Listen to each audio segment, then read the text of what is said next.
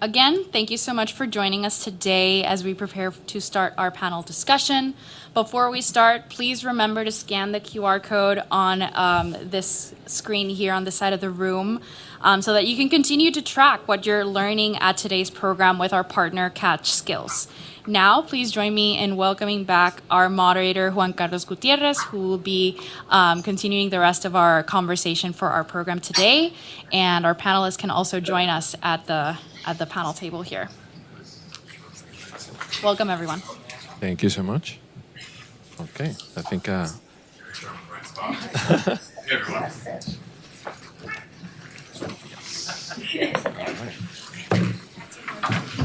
Good afternoon, everybody, again. Going back to the intro that we did earlier, if you have more questions, please reach out after. But we're going to shift now to the panel. So it's great to have a set of experts and panelists that will be driving with me data in the age of AI, especially talking about privacy, security, and trust. And each one of the panelists will do their own intro, but I want to start welcoming Anisha Mangalik from Intuit, Taylor Barclay from Abundance Institute, Kombis Abdollaharimi from ServiceNow, and Anna Steers-Smith from NASA. So thank you so much and welcome, okay? Super, so excellent. So let's start having a quick intro from each one of you. So if you don't mind, Anisha, starting with you. Hi, nice to meet you, and thanks, Juan Carlos, for the introduction. I'm Anisha Mangalik. I'm Assistant General Counsel at Intuit. I lead a lot of our AI and data initiatives there. Intuit is a financial, I would say, platform, AI-driven expert platform that is powering prosperity for over 100 million customers worldwide across our products, including TurboTax, Credit Karma, MailChimp, and QuickBooks. And so we're super excited to be here today and talk about privacy and security and trust in the context of AI.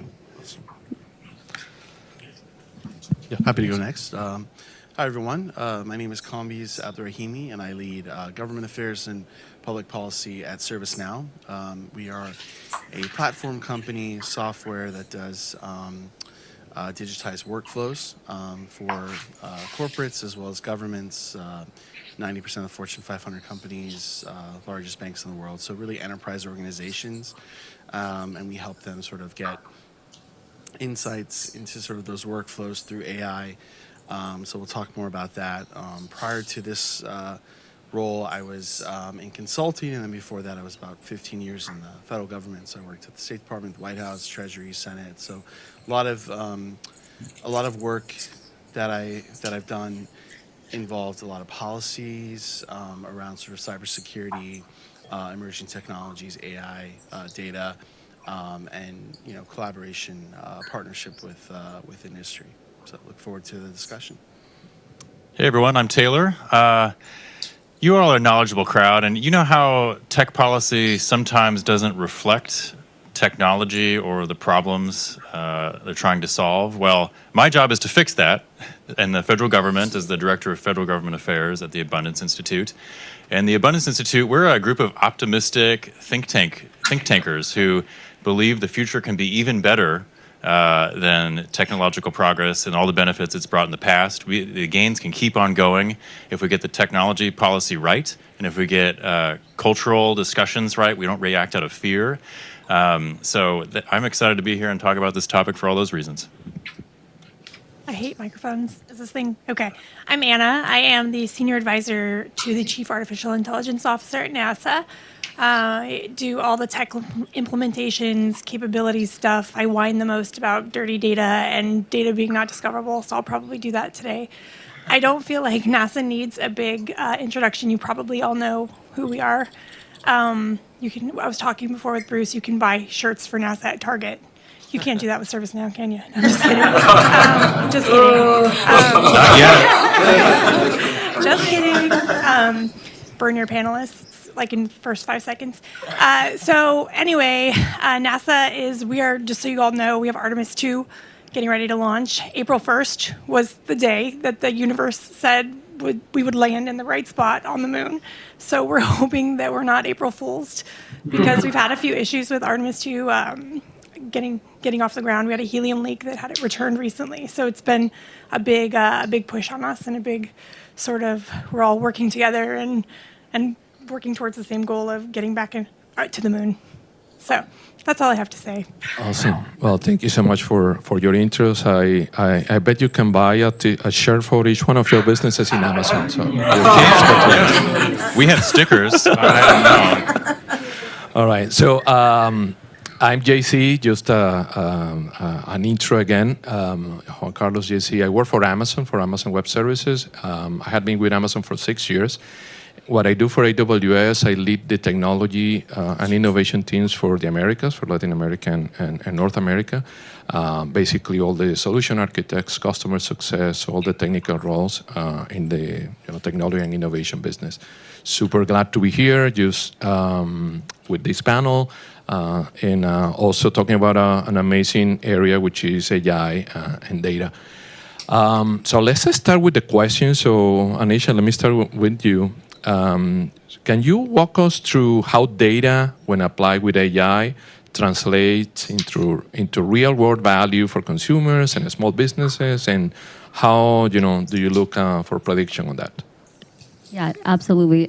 So I'll start off by saying Intuit customers really trust us with their data about themselves, about their customers and their businesses. And so using AI, we can really analyze that data and provide actionable insights to them so that they can make better decisions and reduce drudgery. I'll give you some examples. So, we can analyze transaction data for small businesses. We can help process dynamically accounts payable and receivable, invoices. One of my personal favorites, we can provide like cash flow predictors so that our customers, meaning small businesses, can predict how they can actually plan, right, for upcoming 30 days, 90 days, whatever that looks like. And so this really helps them make better decisions about their businesses. And so the more that we can use that data to not only protect it, but also surface these types of insights and recommendations, the more that they can focus on really running their business and not chasing numbers. Awesome. Yeah, and Intuit is an amazing partner of Amazon, by the way. So I'm happy to hear that the data is secure. So let me go to Combis. As governments adopt more autonomous and AI-driven workflows, how can they ensure transparency, accountability, and trust in the systems? No, that's a great question. I did want to also say something about Intuit. So for my time, I remember when I was at Treasury and Government, I was always really impressed how companies, so they're using AI, they're using all of these technologies. We just may not necessarily know about it because ChatGPT really brought AI to the forefront. But like banks, the Intuits of the world, they've been using these technology for years and years when it's like fraud detection to better protect and safeguard, consumers' information and data. It's been around. When we're talking about trust and governance in AI, ultimately what we're looking for is kind of that, these technologies, we want to ensure that there is governance, there's trust, there's accountability, there's sets of best practices, there's the standards, so that there's transparency in how they're being used, and who has access to these data, who has access to data, to the data that's being used to inform a lot of the decisions and insights that AI is gleaning from it. Because if the data that goes in is not great data, or it's not it gives sort of not a full picture, then on the opposite end, it's going to also kind of give that sort of less accurate kind of picture. So really kind of ensuring that, as this technology is moving really fast, that we have governance by design and governance at the beginning rather than at the end. So whether it's consumer protections, whether there's privacy controls in place. Privacy is a big issue. I'm sure it'll come up in this conversation, and I'm assuming we're going to have audience Q&A as well. So what we did was we put together a blueprint for what would sort of agentic governments or agentic businesses look like. So AI-powered businesses, AI-powered governments, and we're looking at sort of four factors, and the four factors through four lenses rather, and the four lenses being through data, through security, through workflows, and then through governance. Ensuring that we start with the high impact use cases, and then we ensure that there's governance frameworks at the onset, and then we invest in sort of the workflow orchestration, and then we measure outcomes, right? So this is all outcomes driven. It's not AI or technology for technology's sake, but it's like to make sure that AI is working for the people versus the opposite, that we're working for AI. Awesome. Super. Thank you. Would you speak English? All the way. Yep. Thank you so much for all our panelists. Thank you. Super. Thank you. Thank you, Combis. That was great having a government blueprint. We'll talk a little bit more about that, but that was awesome. So let me shift to Taylor and as policymakers talk about AI and data. Usually there is misconception, about that.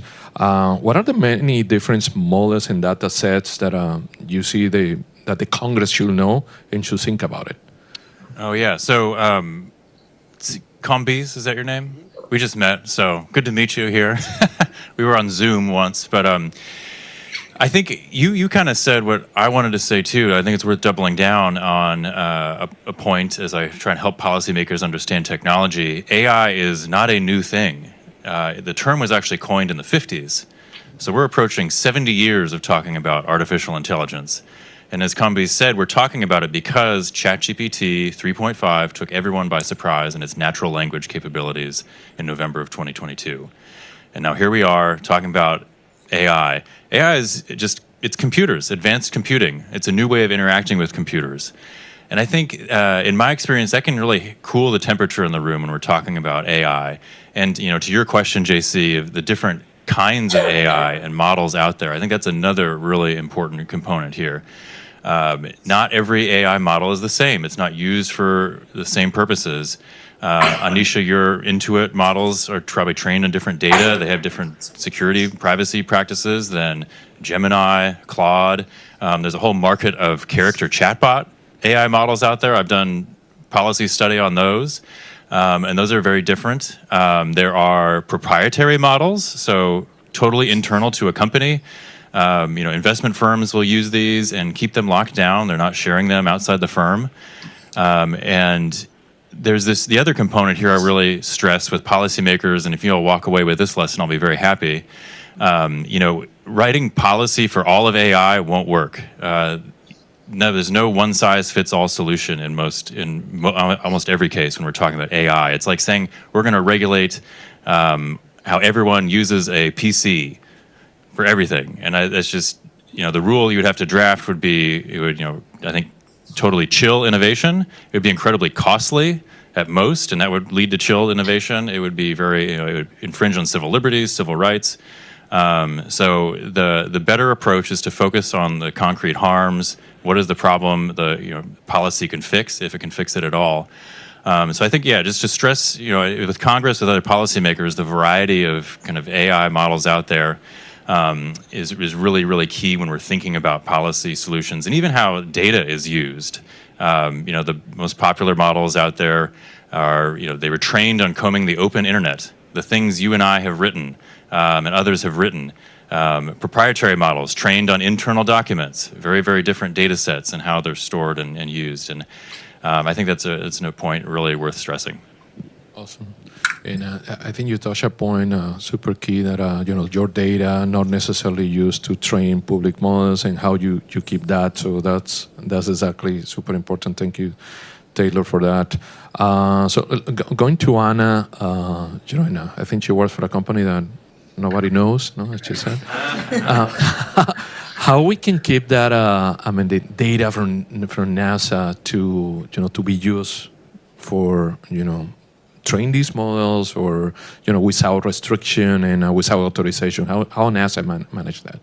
There's really two parts to it. So NASA is one of the largest producers of open data, open science data, I think, in the world. So we want those models. We want that data to feed those models. We're actually working with commercial partners to build physics-based foundational models. You may have heard of Privacy if you're a heliophysicist, because that's all the rage in the heliophysics community at the moment. But we want that. So we actively work towards keeping our data open, keeping it public. That being said, we do have export control data around nuclear fusion. We have spacecraft designs. We have some data that is not public. And that public is kept very safely in there's boundaries, there's authority to operate boundaries in ETO. So we have gone through lists of like 400 controls to make sure this particular data is safe. We do allow AI to be used with that data, and large language models, as you said, AI has been used forever. So I'm not even talking machine learning. Machine learning has been probably applied to Apollo since the 60s data. LLMs, though, are allowed to be used with our export control data and our CUI data and our astronaut health data, all these things that we're very, very careful with. We just make sure that we choose models that don't have the supply chain risk that some models have. We have some Chinese models that we're a little bit cautious with. We have just very few large language models that are allowed to work with that data, and they work within those very specific security boundaries. So NASA's approach to that has been make sure everybody has the tools they need. You can use public tools like ChatGPT or Claude for public data, which is a huge amount of our data, as you know, being AWS, because we store it with you. JC is responsible. Yeah, you probably are. But the other data has very specialized tools. We tend to pick things that are FedRAMP High. If you've ever heard of that, we're very interested in GSA's support of that reciprocity. And that's sort of how we protect while innovating. Awesome. Thank you, Anna. Yeah, so that's that was great. I mean, there is some data that we want to have, public and accessible, like, maps and temperature, pictures from, the provider from NASA.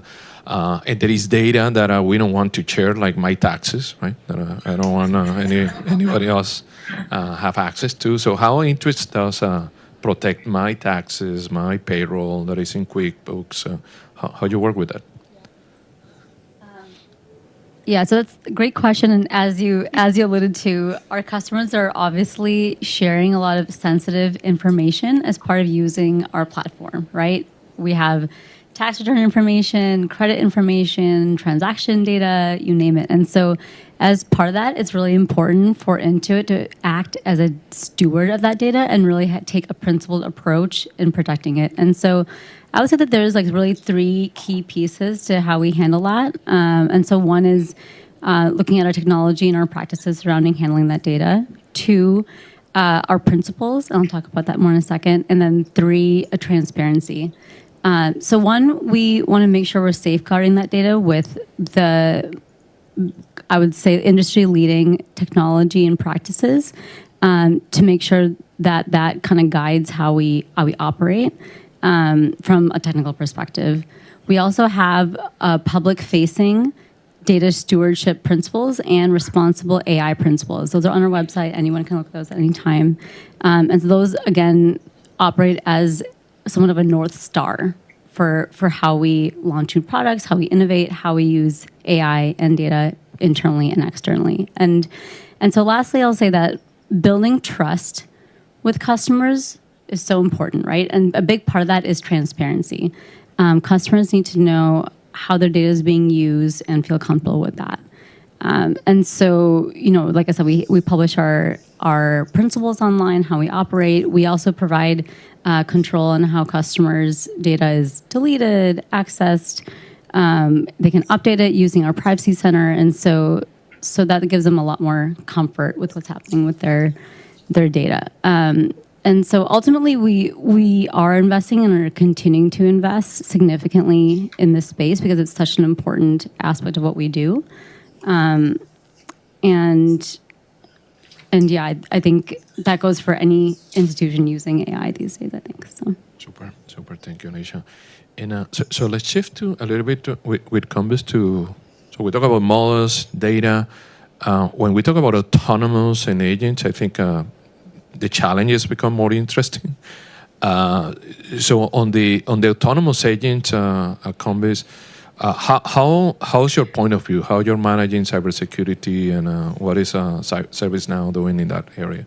Yeah, no, that's a great question. So, if you think about it, now we're talking about, so, it was sort of machine learning, it was the AI, it was like, it's going through these kind of progression. Now we're on this sort of agentic AI, and I'm sure pretty soon we'll be on something else. I was on a panel, was it, I forget, like maybe a couple of days ago, and it was like quantum AI. It's like, okay, we can get there. Yeah, physical AI. Now. Physical, exactly. So we're moving forward at like, record speed. But I think what you kind of hit on in terms of sort of as things are getting more connected, as things are becoming more automated, as there's more touch points, let's say, or the IoT, Internet of Things, we're going to have to talk about and really understand cybersecurity, and also to that identity, because it goes hand in hand. So like we are now entering a world where you brought up agentic,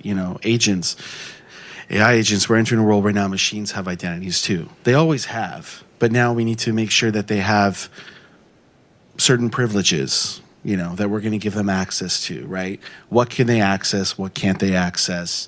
So it has to be back to sort of the governance, the transparency, the, control, human oversight. But again, identity, now includes not only humans, not only applications, but, both hardware, software, the apps, the devices, and the AI agents as they're moving through legacy systems that will always exist, will never all be replaced, and these modern systems. And so how are we accounting for emerging cybersecurity threats? Because a lot of this interconnectedness, it does introduce some potential vulnerabilities. AI is being used by a lot of governments, a lot of financial institutions, some of the most regulated industries to counter and combat against cybersecurity threats, and a lot of what I learned actually was through government. I would say this: I don't know how many of you all work in government, but it was the best sort of decision I could ever have made to work in government, because you get to see so many incredible things, like data centers. I remember visiting a data center like when I first started working in government, and that was like almost like 15, 20 years ago. And like now here we are today, and it's like, okay, it's what people are talking about, but actually going in and seeing how they're built, and they have to be built a certain way, because if like, there's a, let's say some sort of a blackout, let's say, there has to be kind of redundancies built in. So you have to kind of think as the policymakers in the room and government, you have to kind of plan, you have to think ahead many, many years. And when I was in government, and I know that it's the case now, we are thinking ahead. And so cybersecurity, identity, this has to be governed in a way to ensure that, there's not rapid, large scale, kind of whether it's attacks or breaches. So we have to be really smart about cybersecurity and identity. Awesome. No, that's fascinating.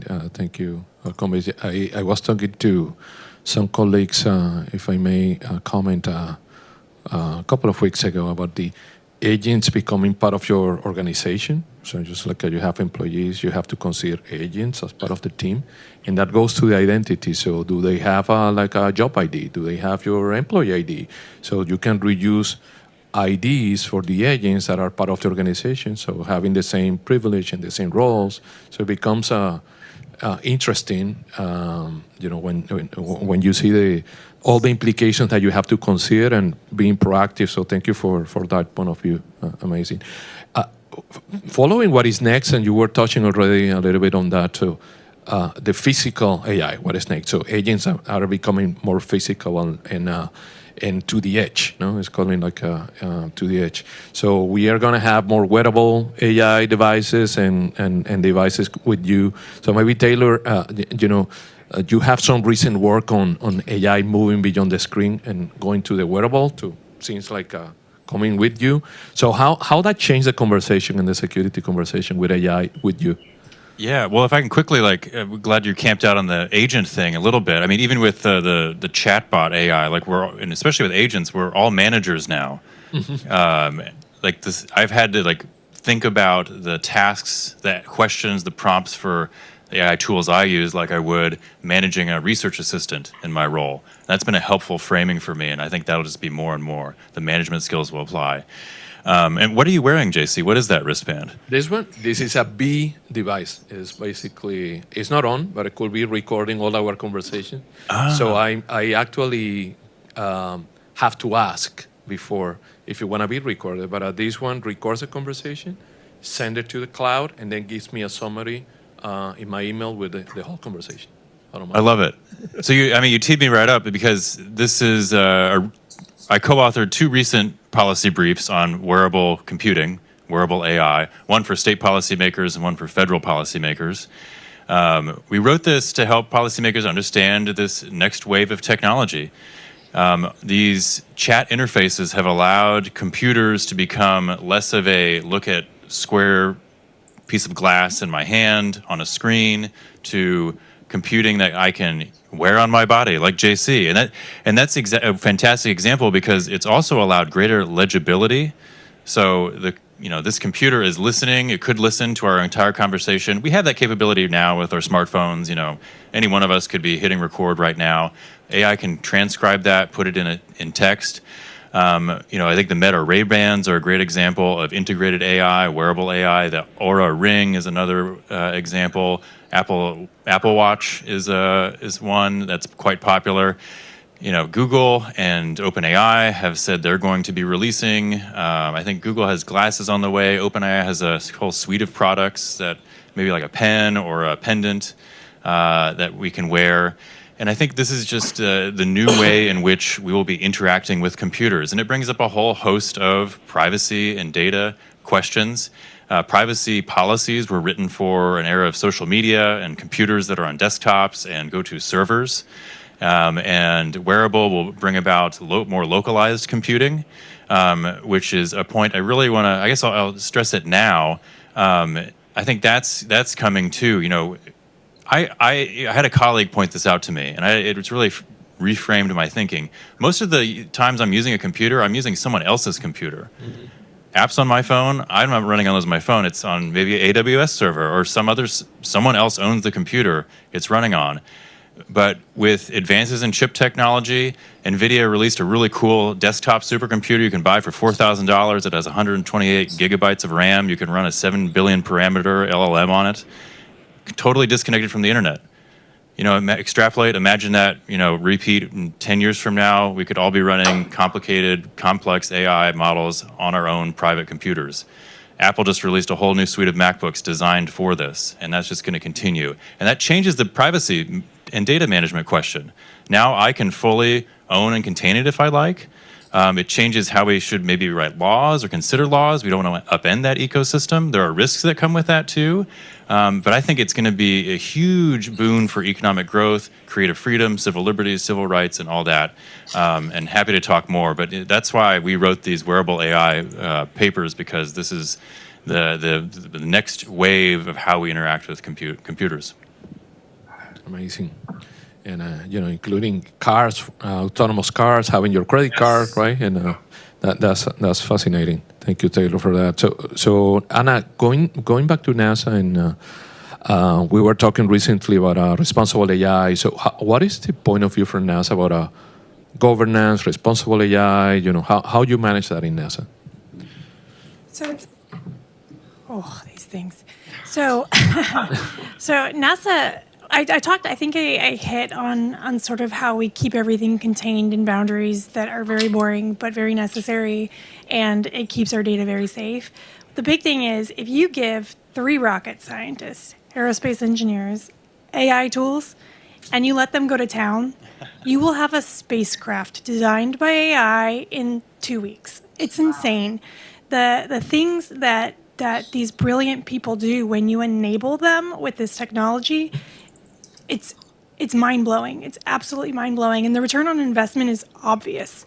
So our intent is to responsibly move very fast. We need to beat China to the moon.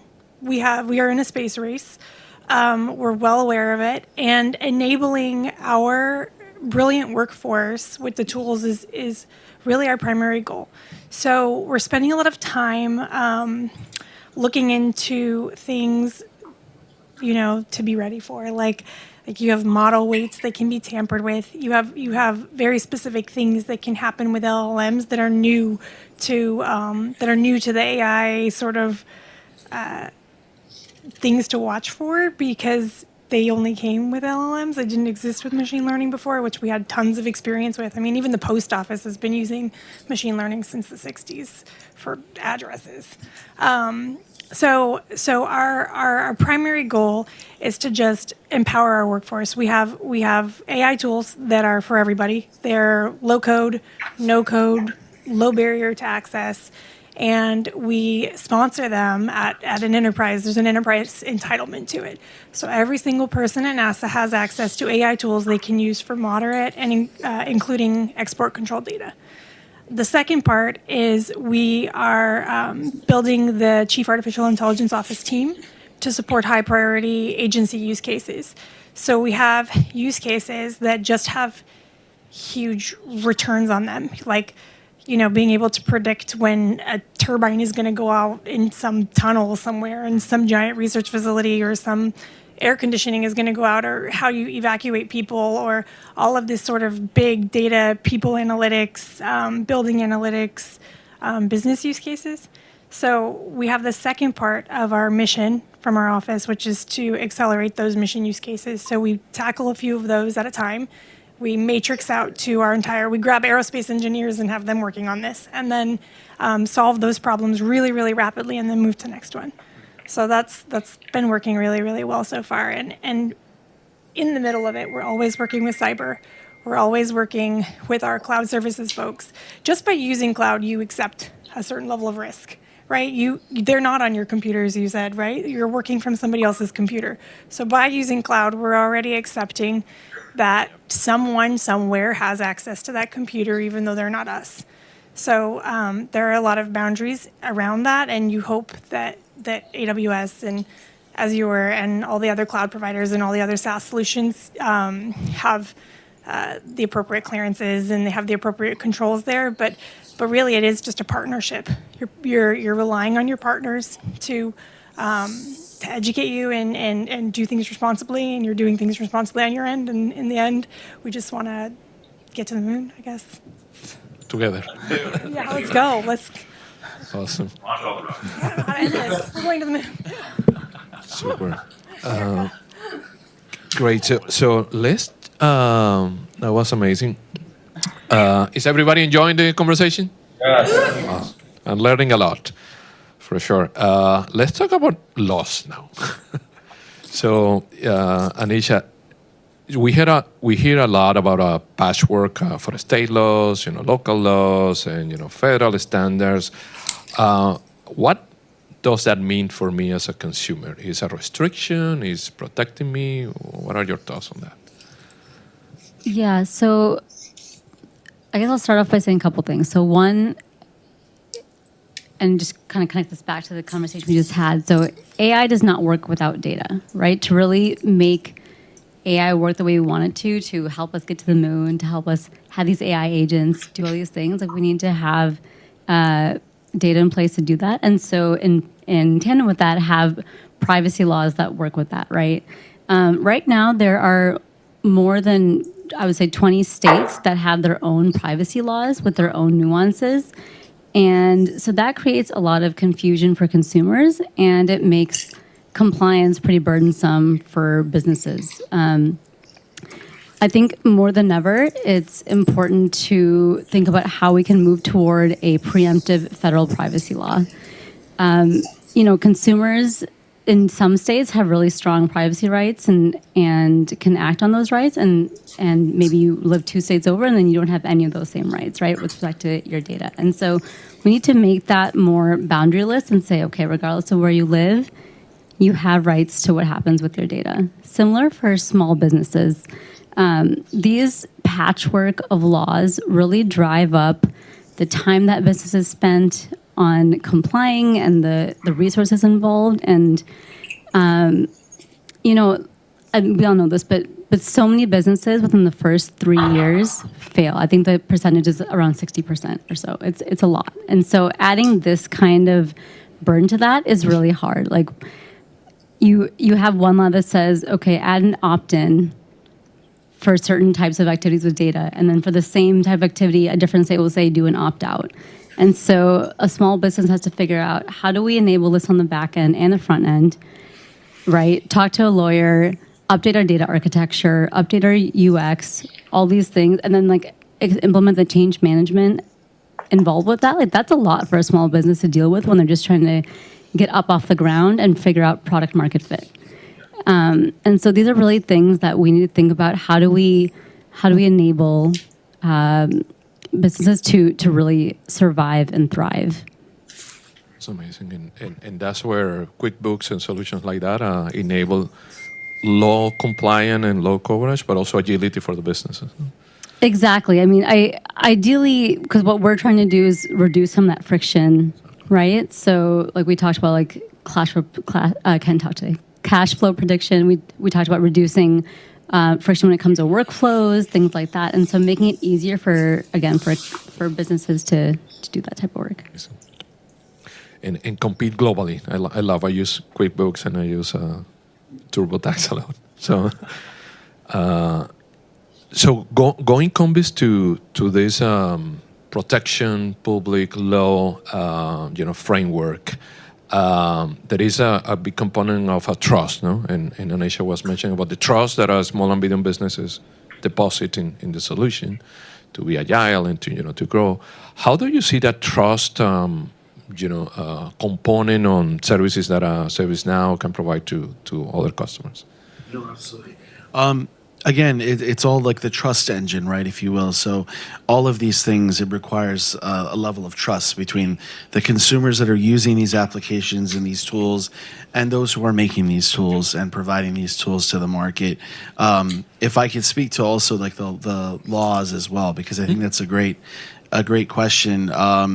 And I think it's important because if we want to compete globally, let's say we were talking about China, if we want to compete globally against, China, we want to ensure that our businesses have every advantages that they can, and startups, and we want to promote, innovation. The laws and the regulations and the policies need to be agile and be flexible to allow for those changes because the technology is moving at a rapid pace, and our laws and our regulations and our policies need to evolve with it. So I think there was an example earlier somebody said, but it made me think of my time at Treasury and looking at regulations that were on the books. There were regulations back then, and this was 2013 and 2018 when I was at Treasury, that would regulate the account opening. So say when you open up a bank account, but the regulations that were on the books basically said you had to do it in person, but there was such a thing as internet mobile banking. So the regulations had not progressed, had not evolved. And it really, when you're talking about businesses, and now from the private sector side I see, we just want clarity. We want to know, give us the standard, give us the rule, give us the regulation, give us what we need to comply with, and we'll comply with it. Where it gets more difficult is you have patchworks of laws and regulations, some of which are completely contradictory with each other. It doesn't provide that certainty or that assurance for businesses that want to invest and grow and hire more people, et cetera. We need to have more clarity, more certainty, and regulations and laws that are flexible and agile to allow for innovation. I know it's easier said than done, but I've seen. I'm a lawyer. I've seen many laws that we've passed and regulations that are just completely, again, contradictory with what we're trying to achieve. And when you have that on a global, context, is even more complicated, right? Absolutely. Because you have to compete now globally, fintechs, to your point, with financial services. Yeah. So, like, we're in Europe. I would just say this. We're everywhere. We're globally.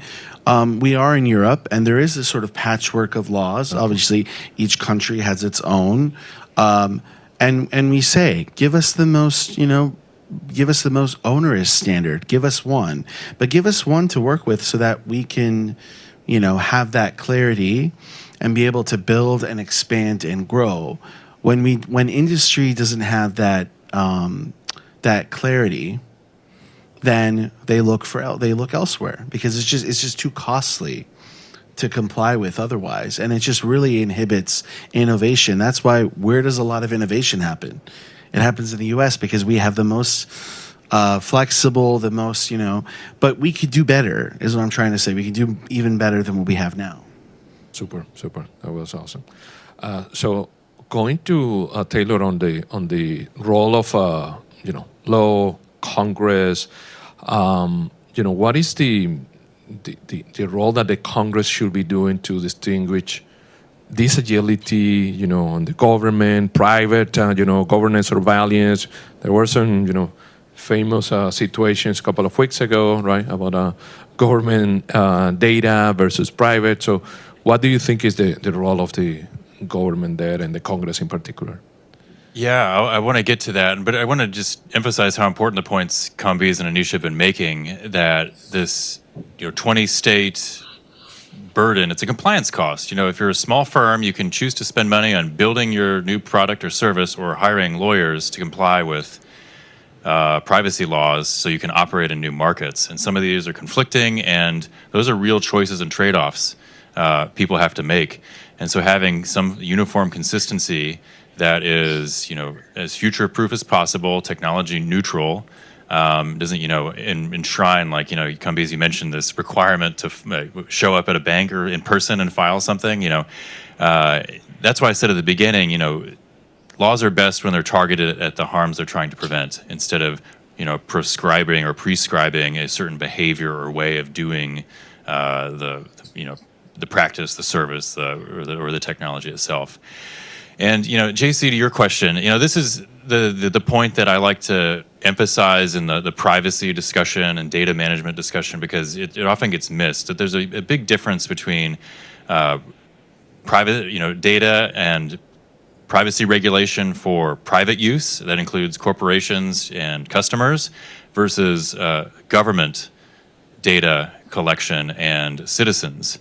And in my opinion and estimation, the kind of the regulatory calculus needs to be, it's very different on the privacy, on the private side, the private, citizen to company side. If I'm voluntarily sharing my information with, any of the companies out there, we'll show some love to the other cloud providers, Microsoft, Google, and as well as AWS, Intuit, ServiceNow. I'm entering into a deal with them, and I'm getting a service back, and they are, using my data to provide, maybe a subsidized quality of product. I talk about this frequently with, the social media platforms we use. We're paying $0 because they're using our collective data to sell advertisements. Instead, we could be paying money, but instead they're using our data to extract value. I say that in like the non-pejorative sense. Anisha, you mentioned AI models now use our data, and they're providing an amazing product because they're able to collectively, aggregate it and give us cool results that are helpful in our lives. But on the government side, we need to be really, really careful, and I think have clearer rules, even more regulation, because there, as I said before, with wearable AI, JC, your bracelet, this legibility. Imagine the government showing up at JC's house saying, give me a transcript of your event at FIU because someone there is in trouble with the law. And now all of us are, all of a sudden in the legal system, maybe our names and the things we've said, do we have protection? And these are the things that we need a lot of clarity about. We have the Fourth Amendment in the Constitution that should be providing this protection, but there are loopholes, the third-party doctrine, which, I'm not a lawyer, but, go look up that, and it's very concerning. So with cameras on our heads and microphones listening more, they're providing us actually helpful information. Maybe recognizing faces, helping me remember names of people. Maybe I'm having early onset dementia or memory loss, and I need that help to remember the names of my loved ones or my friends. But it's also maybe recognizing people who who don't want to be recognized or included in my information, and certainly not the government's. So with kind of this increased legibility, the further collection of data, we need to be paying special attention. I think that's Congress's first job, is to, and any state government, this is what I tell state policymakers, federal policymakers, kind of get your own house in order and data management in order and data practices. It's great to hear NASA's doing great work. You're awake. Get your own house in order, and then let's, as fast as you can, help, the entrepreneurs and the small and medium-sized businesses especially have clear rules of the road so they can give us awesome products and services. Awesome. So going to that challenge for Anna, for NASA. So yeah, it's about the data, the challenges of keeping that data secure, reliable, available. All that amount of data that NASA manages, from the space globally, all the data points. How you manage that? How is NASA capabilities to manage all that complexity? I wanted to sigh. We're working on it. Like you gave us kudos, and I thank you for it. But believe it or not, we are hoarders. We need an intervention badly. We have petabytes of data just sitting on our drives. We're working on it, but we are working on it because we have data systems that were built in 1995. Those are not AI compatible. They are not AI ready. They're not labeled right. There's no metadata standards on that stuff. So actually right now, I talked about how we divided into AI for everyone and then the sort of like mission acceleration. Part of the mission acceleration this year, and we're going to move fast because that is the tempo of the agency right now. But part of that is cleaning up our hoarding situation so neighbors can come over for lunch or whatever. We have culture change coming. We are going to have directives coming out probably that will help make sure NASA gets everything organized. We need our data properly labeled so that we can feed it into the right models, because some models are okay with export controlled data and some models are not.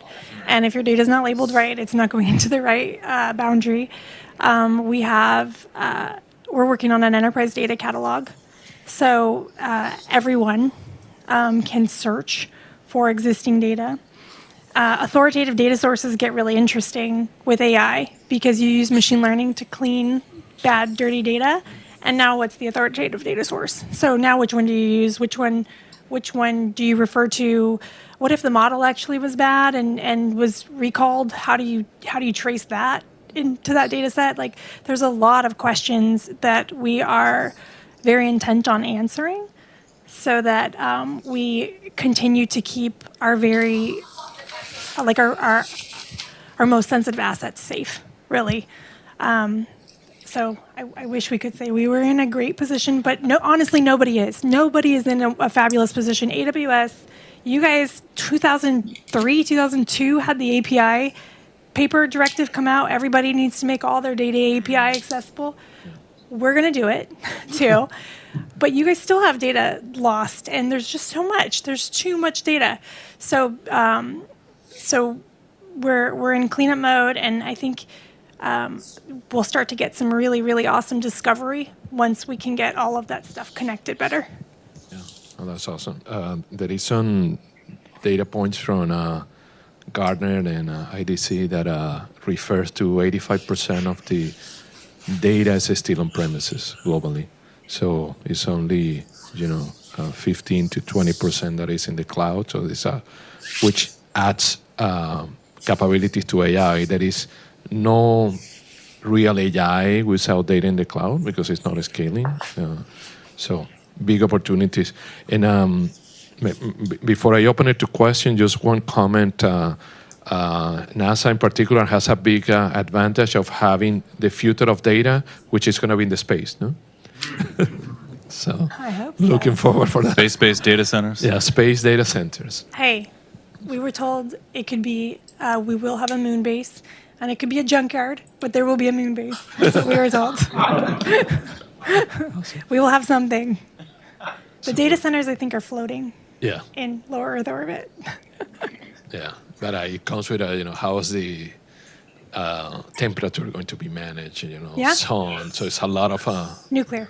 Have all the Music. answers. Ready? Let's go. So great. Let's open it for questions now, and to the audience. Yeah, please. I don't know if there is a microphone. Just going to the point about trust. There used to be a lot of discussion about bias, whether unconscious or not, in AI. Don't hear much about that today. Curious about your thoughts as to whether unconscious bias is in fact an issue, and if so, what's the best way to address it so that AI is available, accessible, trust is there for all. Thank you. Anybody wants to answer that? I think pay attention to it, and I'm encouraged by a couple of thoughts. Pay attention to it, and I think encourage a community of researchers who stress test different models and have measurement systems. I can think of a couple of recent reports. One political that looked at all the recent models and had a series of questions that they shared, and then ranked the different models on like political bias. I thought there was another interesting study. I think it was done by the Gospel Coalition on religious bias, particularly against Christianity, and they released a report. And I think this can be done over and over and over again. I think the other component to combat bias, to deal with bias, and human beings are biased, so our AI and computer models will be biased. I think the computers maybe have an edge up on us because computers are easier to change in their programming than human beings are. And it's less of a black box, even though AI is somewhat, it's difficult to decipher, but the human brain, talk about a black box. I was going to say open source is really important here, open weight models, so researchers can get insight into how are these AI systems making decisions, what is the data going into it, and some public policies proposed, like licensing requirements for models of a certain capability, could kill open source AI. And I think it's really, really important to keep open source and open weight models alive and around as an alternative. Closed source models, like those are all the ones we've talked about here, are really, really important too. But I think that's another kind of antidote to deal with bias. And I think one other thing, a helpful saying for me is, today's AI is the worst AI I'll ever use, will ever use. So models improve. I think the bias issue has improved. It will probably never fully go away. So let's remain vigilant and keep examining these things and encourage the researchers out there who are doing that work. I can also just add to what Taylor said. I think, so we talked a lot about data today, and I think that's also a key part of this, like making sure, for example, if we're using data to train models, that data is not contributing to potential bias. I also think AI can be used to actually democratize services or knowledge or expertise that people are trying to get, especially coming from underserved communities, right? So coming from fintech, for example, like if people are trying to get access to accountants or financial planners or whatnot, those services can be quite expensive, right? And so if there are tools out there to do that in a low-cost way, then I think that's a great way to get access to that. And so, I think obviously preventing bias is super important. And so as part of that, we need to continue to explore ways to prevent and mitigate that, and also recognize how powerful of a tool AI can be in the process. And if I may, as Anisha and Taylor were mentioning, so this is evolving, this is changing. So what the solutions can do today with guardrails and protecting, increasing the trust are way better than what we have 4 or 5 years ago, and will be worse than what we're going to have 4 or 5 years from now. So this is going to be evolving continuously. An anecdote that I have from a big call center vendor, is that humans hallucinate more in the call centers than AI. Say that again. Humans hallucinate more in call centers than AI. Because sometimes they provide answers that are inaccurate. They don't have the proc information right hand. So they hallucinate more than AI. So, any other question? Okay. So here, there. Hi, I just think it's a shame that we didn't set up our children in like the times we're in, especially after the internet came out, where reading, writing, and proficiencies and competencies would have been up here when AI started to rise. I'm just curious your thoughts about competencies. If the average is 13 years old to get the login, let's say, let's take that away, and outside of the dark things that data is being used for children, what competencies below 13, if they were to fully participate, would you want for young people, just as much as adults are participating, to help engage progress? Because they're using it. I mean, regardless if you're 13 or not, they're going to make the account. NASA has nothing to do with this, but I'm going to answer as a mom of a 7-year-old and a 5-year-old. My kids, the learning curve is insane, right? You had an 18-month-old an iPad and they've picked it up. These kids who are little are already caught up on it. We need to train our children how to distinguish, how to source check. That's what we need. So our children need to be able to determine whether or not something is real or not without AI. So some AI tools are really good and they give you great links to follow, but I think there's like a good deal of education around that. Yeah. More? Yeah, I'm happy to chime in here. I'm excited for my 3 kids being born. They're 6, 3, and 1 right now because of the possibilities and potential. It is a uncertain future. Every future is uncertain by definition. So one thing I think about, just to kind of calm my own inner voice on this, is that there have been consistent worries about new technologies throughout history.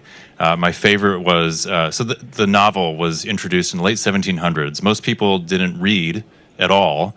But then when the novel was introduced, there was a panic that this would mean children are reading cheap stories and spending less time reading the real things, like Greek mythology or whatever. And now that seems like such a weird panic. Like, I wish my kids were reading novels. The other thing, literacy rates started to decline before the introduction of ChatGPT in 2022. I was struck recently by how few adults read for pleasure. So this is a society-wide thing. And what these AI tools, the opportunity, there's an opportunity and kind of the pain point. The opportunity is customized learning with children, with adults. Providing a tailored service. I use these chat tools with my kids. They'll find like a roly-poly in the backyard, want to keep it, and I'll say, let's open ChatGPT and ask how we can take care of it. And now they do that with all sorts of stuff. Or tell us a story about Darth Maul's childhood, and it'll do that. And I do it alongside with them, and I think that's important. And the pain point, I think, is good. It's kind of challenging all of us to think about, how do we really learn? How do we help children learn well? And I think that has kind of been missing, at least in my experience, the last 50 years or so. And it's kind of a good pain, right? To really the virtue and practice of how should I ask this chatbot to write the paper for me, or should I do it myself? I did this recently with a project I had, a new subject. I was writing about small modular reactors and data centers. I knew very little about that.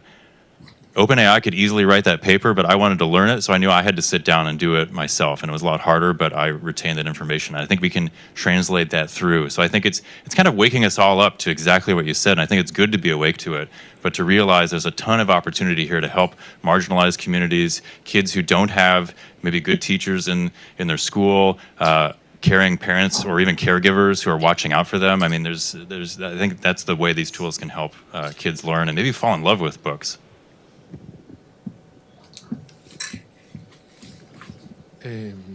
Let's go over there.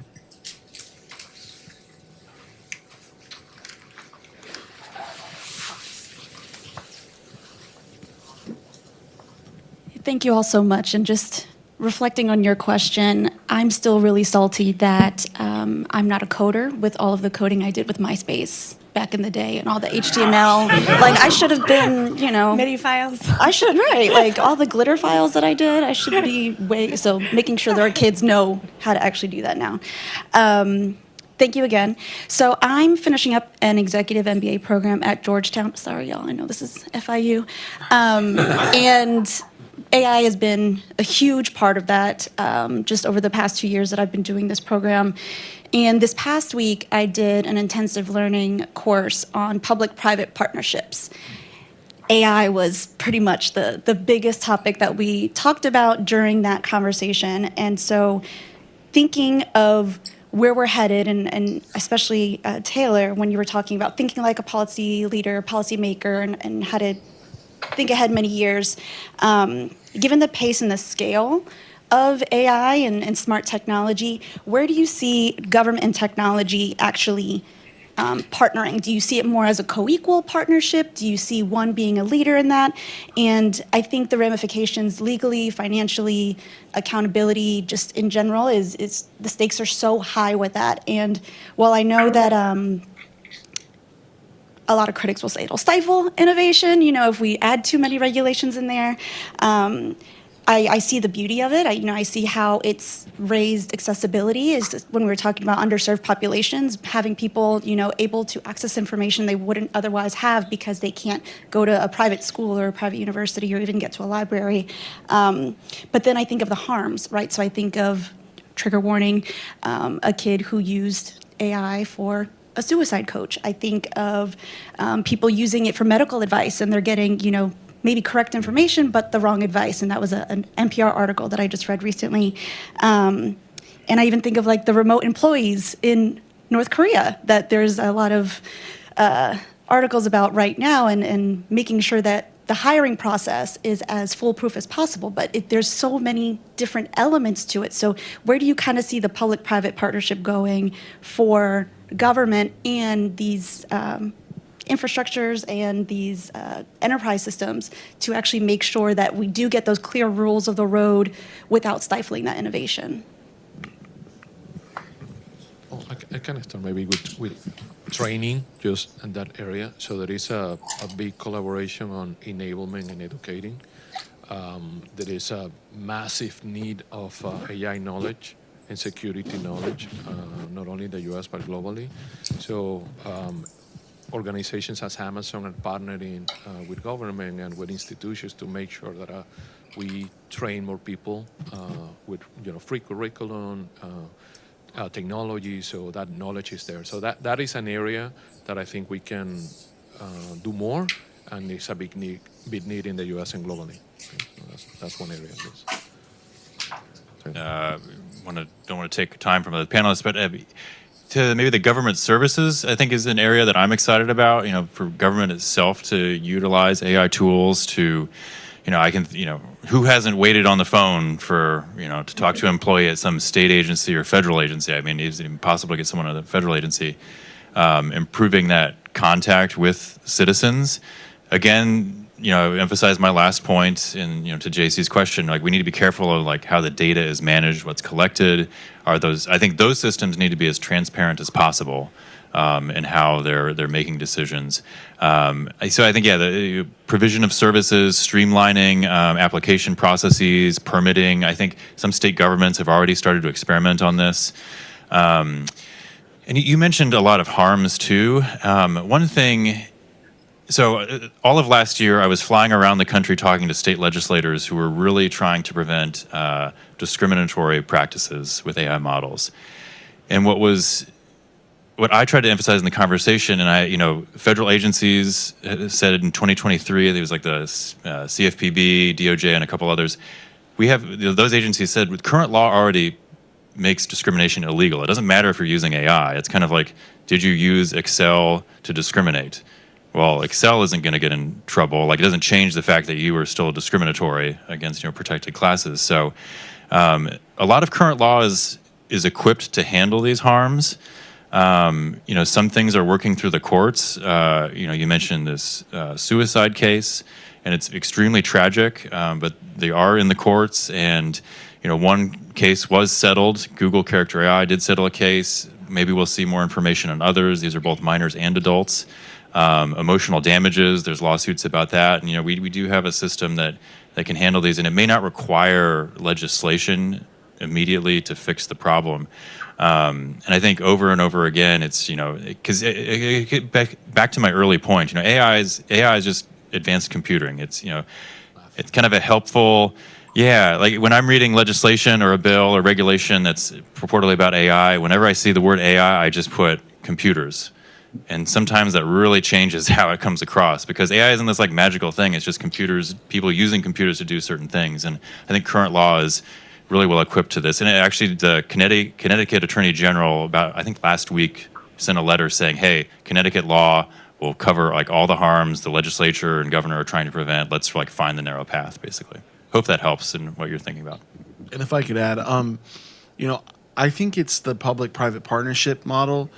Technology companies, industry, we want to be seen. We bring a lot of capabilities. We invest a lot in R&D. I'm not saying that government doesn't do that, but government is very mission driven, and we are as corporates, we're obviously profit driven, but we combining the two. Kind of the sky's the limit, or the moon's the limit. Like we can accomplish a lot together.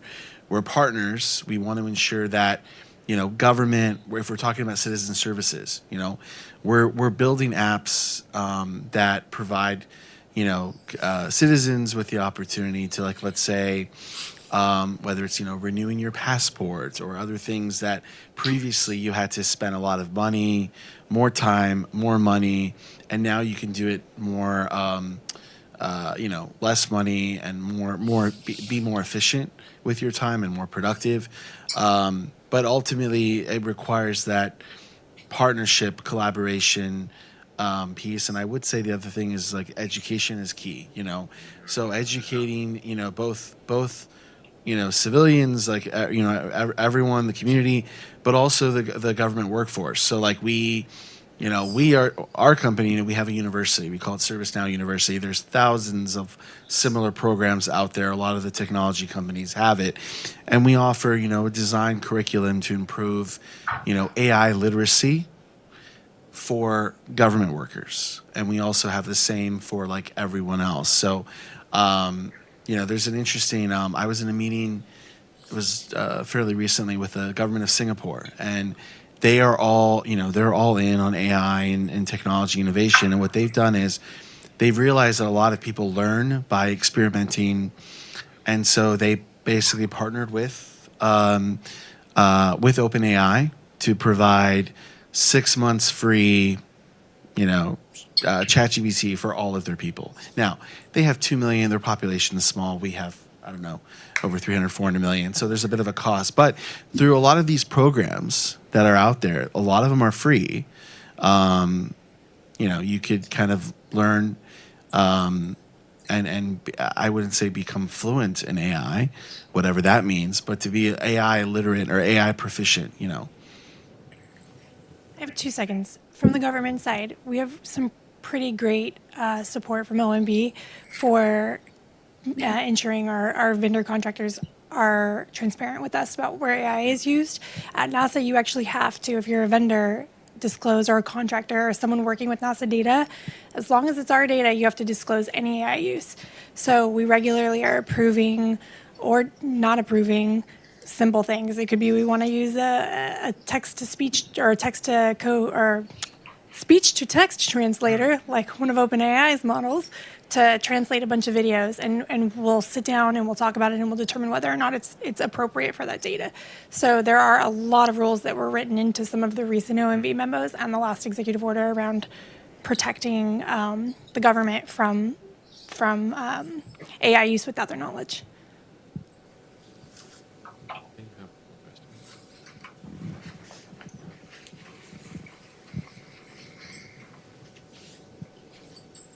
Hi, everyone. Thank you so much for your time. My question is, when it comes to thinking about the future, if you had to choose to move fast or to move safely, which one matters most today? Both. Both.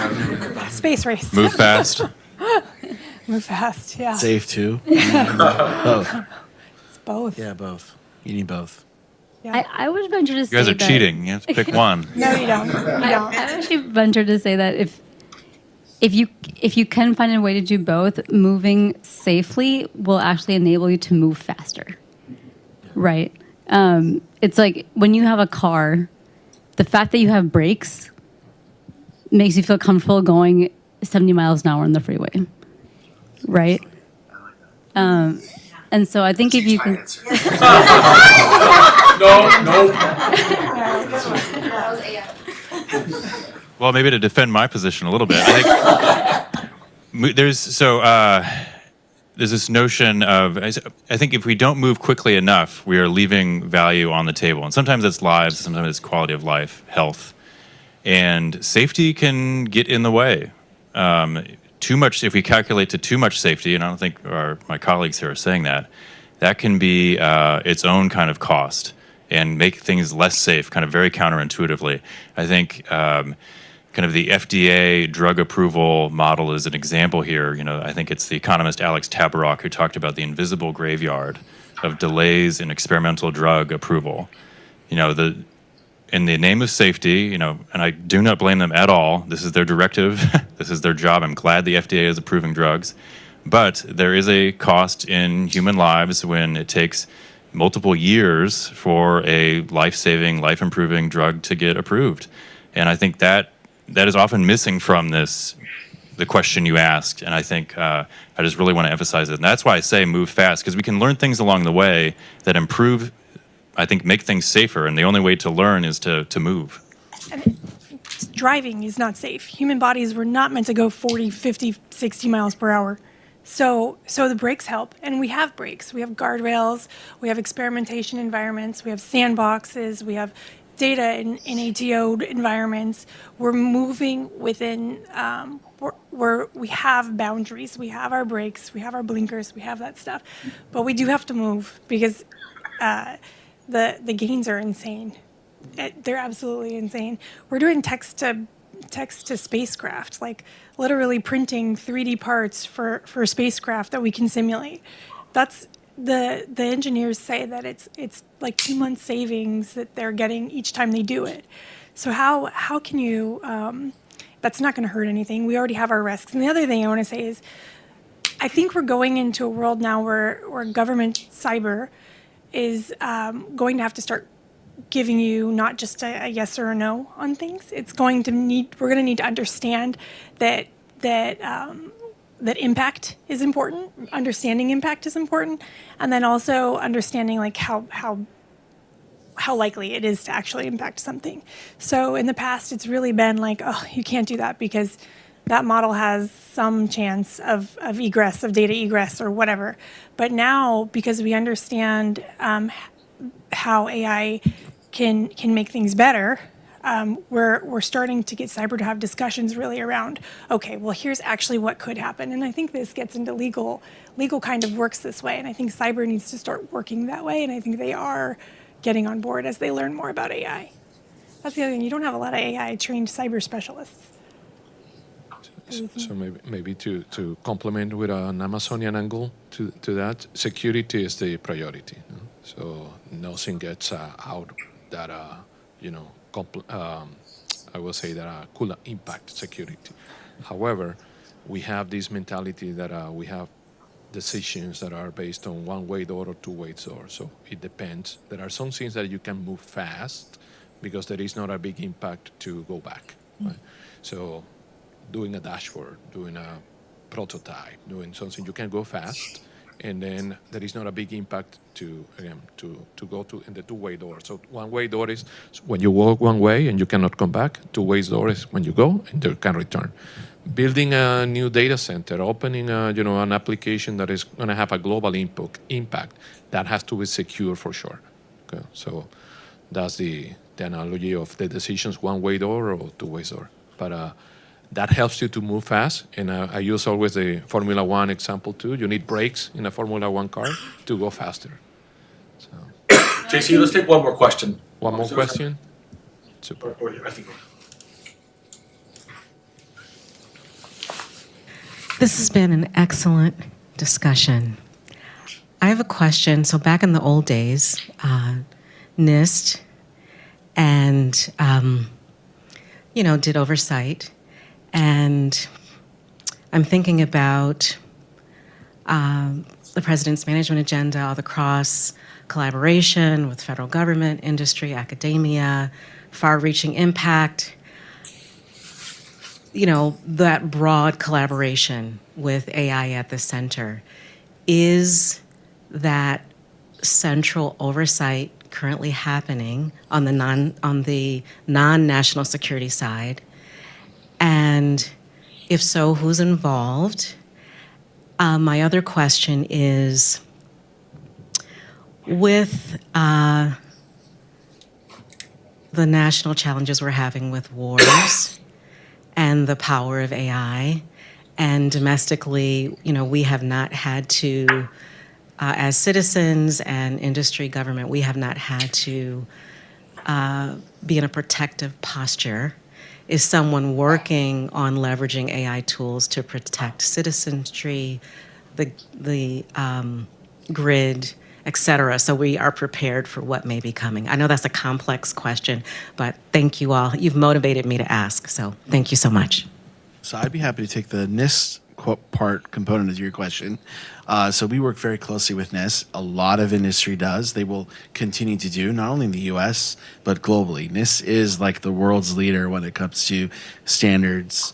And I would, definitely encourage you to look at the Center for AI Standards and Innovation, which NIST manages.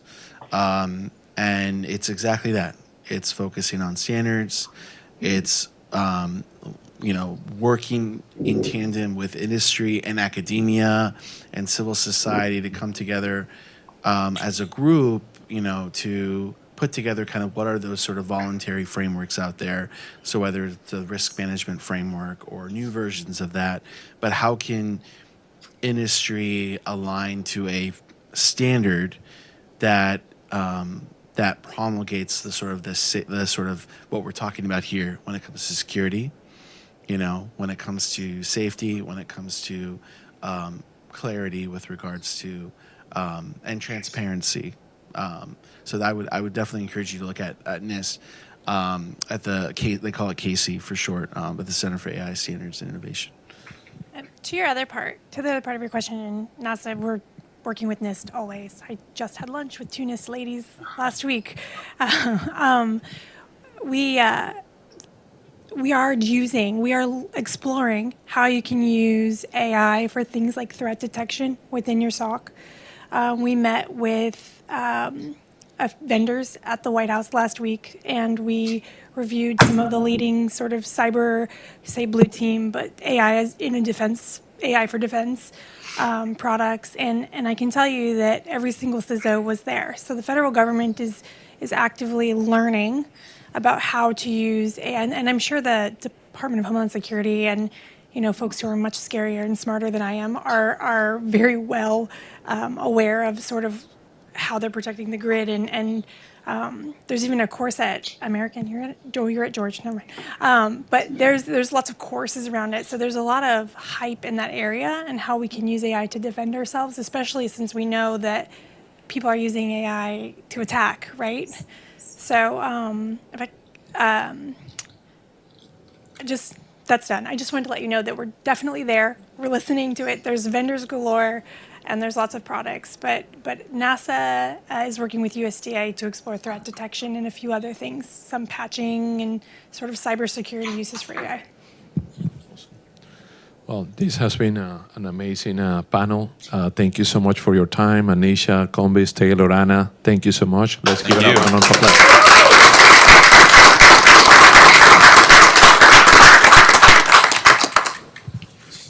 Okay, so thank you so much again. Another round of applause to include JC as our moderator. So as usual, you're just too tall for me.